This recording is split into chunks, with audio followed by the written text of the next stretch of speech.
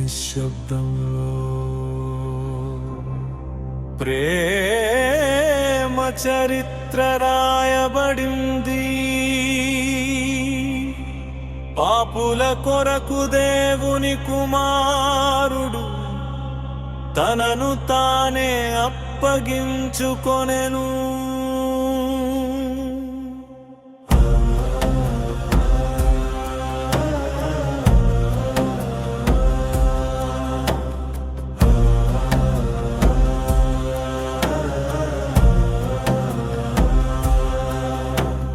గెత్సేమనే తోటలో ప్రార్థించిన ప్రభువు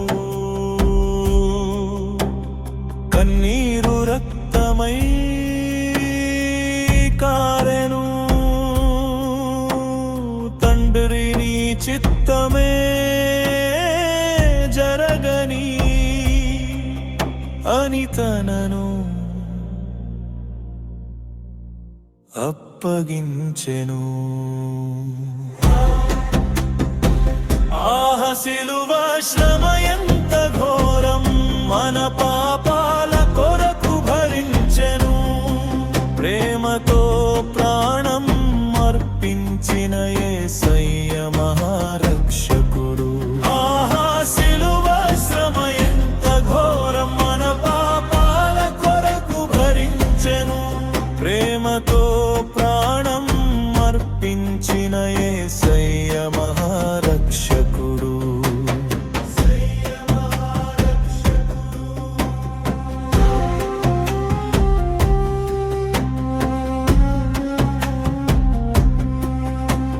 సైనికులు పట్టుకొని నిలిపిరి,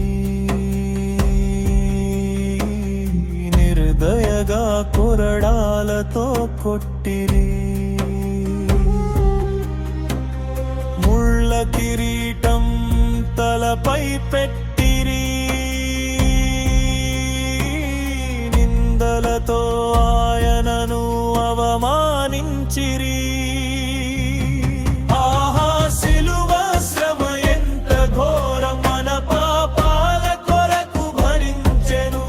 ప్రేమతో ప్రాణం అర్పించిన యేసయ్య మహారక్షకుడు.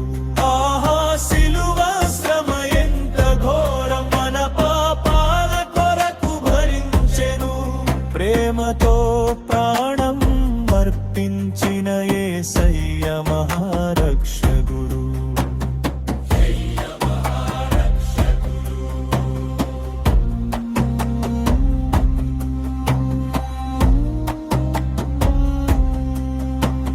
నడినెత్తి నుండి అరికాలు వరకు గాయాలతో శరీరం నిండెను. రక్తధారలు లేలపై కారగా నిశ్శబ్దంగా బాధను భరించెను. భారమైన సిలువను భుజంపై పెట్టిరి, అవమానిస్తూ నడిపించి. బలహీనమైన శరీరంతో మార్గమంతా పడిన ప్రభువు చేతులకు కాళ్లకు మేకులు కొట్టిరి, సిలువపై ఎత్తి నిలిపిరి. ఆకాశం చీకటిగా మారగా ప్రేమతో ప్రాణం విడిచెను. సిలువ శ్రమ ఎంత ఘోరం, మన పాపాల కొరకు భరించెను. సిలువ మరణం ద్వారా మాకు నిత్య జీవం ఇచ్చెను.